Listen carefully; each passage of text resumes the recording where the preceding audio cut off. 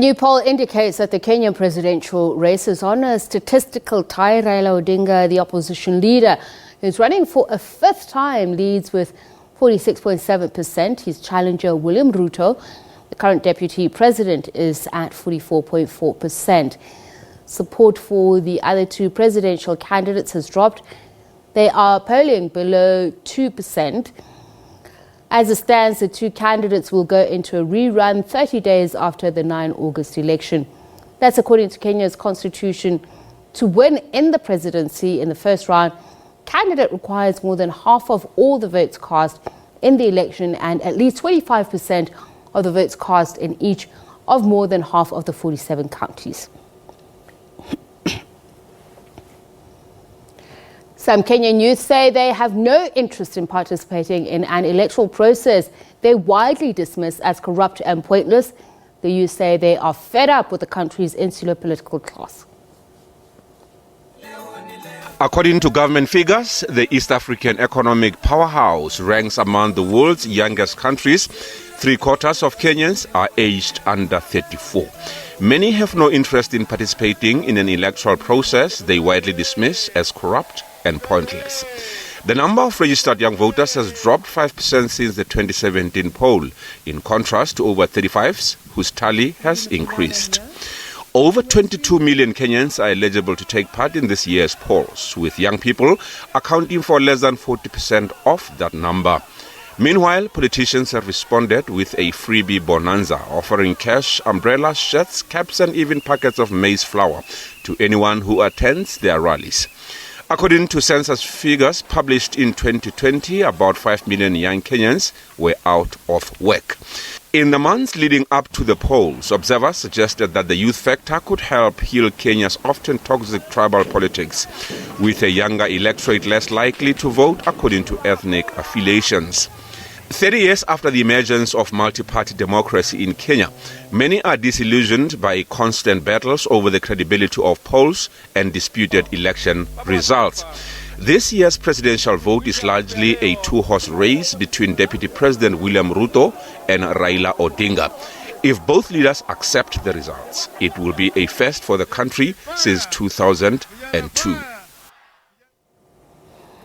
Right. Meanwhile, a Kenyan court has ordered vice presidential candidate Rigathi Gachagua to refund about $1.7 million to the state. The court determined that the funds were proceeds of corruption. Gachagua is Deputy President William Ruto's running mate. Gachagua's lawyers had argued that the funds were payment for the supply of goods and services to the government, but High Court Judge Esther Maina ruled that there was no evidence to prove the claim. Gachagua said the judgment was intended to undermine his candidacy in the August 9 election. He vowed to appeal the ruling. Gachagua's accounts were frozen in 2020 following a request by the government's Assets Recovery Agency. The funds came from the Kenya Informal Settlements Program, the State Department for Special Planning, the Ministry of Health and several county governments. Kenyans will be electing a new president, as we mentioned, on the 9th of August.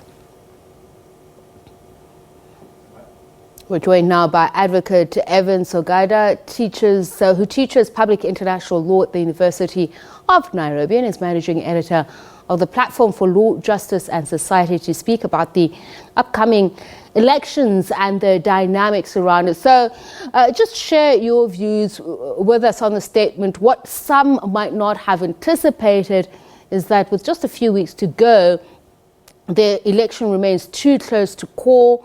So how did we get to this point? Good evening. Can you hear me? Yes, we can hear you loud and clear. Well, getting to this point, it has been a very interesting election for us Kenyans, whereby you see an incumbent president go to support the opposition leader. The president has basically abandoned his deputy, who everybody thought he would support, and is now supporting the opposition leader, Raila Odinga. Now that is a twist, and we can see the president pulling all stops, rallying his troops, his political base to support Mr. Odinga, who he fought a very bitter contest in the last election. And I think for some of the observers, this would have been the most surprising of turnarounds, because it's been said that if you look at African elections, that incumbency does bring with it a lot of advantages. So if you're to back Raila Odinga against William Ruto, what would have been the motive behind that? Now we know the fallout between the president and his deputy, but is this almost like payback, saying, well, you waited all of these years, you fought so hard, so fifth time probably lucky? Well, the president has not come out clearly to say why he is supporting Odinga instead of his deputy Ruto. All he's alluded to is that Mr. Odinga has better statesman credentials, that Mr. Odinga is better placed to unite the country. The president feels that his deputy is not yet ready to assume the reins of the presidency. That's what we have. It is interesting because the Ruto-Uhuru ticket was quite solid, and they had this, what the media colloquially called bromance in 2013 and 2017. And it was more or less assured that the president was going to support Ruto. Unfortunately, that has not happened. Now, I'd like to look at the campaigning, just how successful it has been. Ruto's Kenya Kwanza and Odinga's Azimio la Umoja, to prove that they are winning over particularly the undecideds and potential swing voters, and maximizing the turnout of their supporters. Well, the undecided should be a very minor constituency. I think the positions are entrenched now. Remember, Kenya is, like most of Africa, where elections are catered for in terms of ethnic numbers. So the ethnic alliances have been solidified. The numbers will more or less follow that same trajectory. The numbers are more or less settled. The so-called undecided, the swing vote, that's a very tiny minority. Okay. So I just want to look at some of the areas where the campaigning has been focused, particularly the most populous and influential regions, the home of the Kikuyu community of President Kenyatta. The central region also appears to have been most visited. But it's said that much of what the individual parties have built in terms of infrastructure to ensure that voters are able to get out is going to play a very important role. We mentioned the opinion polls as well. But what else will be front of mind for people in order to sway voters either away from the others? But there are those, we mentioned the youth demographic, that they're not entirely convinced. Well, the campaigning has centered largely among the populous Kikuyu. The Kikuyu quite a solid block in terms of voting numbers. Mr. Odinga and Mr. Ruto have made several trips over there. As you correctly point out, the youth in the country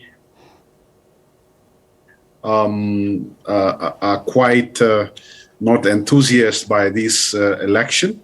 We have around 40% unemployment rate for youths in this country. Jobs are hard to come by.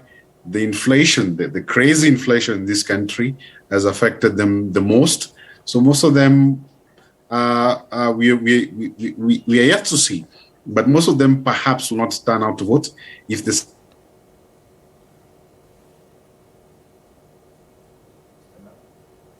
All right, I'm not sure if you can still hear us, but just a final question. Will George Wajakoya's candidacy provoke a runoff, as some have predicted? I don't see my good friend Wajakoya triggering a runoff. He has excited young people with his legalize hemp, marijuana message. He's got quite an unorthodox manner of campaign, but it's just for the buzz. I don't see him upsetting or being the dark horse in this and triggering a runoff. And I want to look too slim, I think. The freeness and fairness of the elections. It said particularly the fact that it is such a close tie that this is going to create even greater pressure for the IEBC in terms of the evenness of the playing field, media coverage, the free and fairness of the election itself. What are your thoughts about this? Well, the IEBC has to step up. Remember when we had the Supreme Court decision that overturned Uhuru's win last term, the IEBC was severely indicted by the Supreme Court.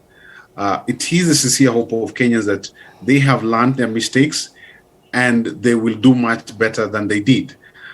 They have made a couple of gaffes that they're trying to redeem right now. We had a fiasco last week of alleged Venezuelan nationals coming in with election materials. Such kind of stories do not bode well for the elections. Let's hope that they will do better this time around. Well, thank you so much for speaking to us. Unfortunately, we have run out of time. Advocate Evans Ogada, who teaches public international law at the University of Nairobi.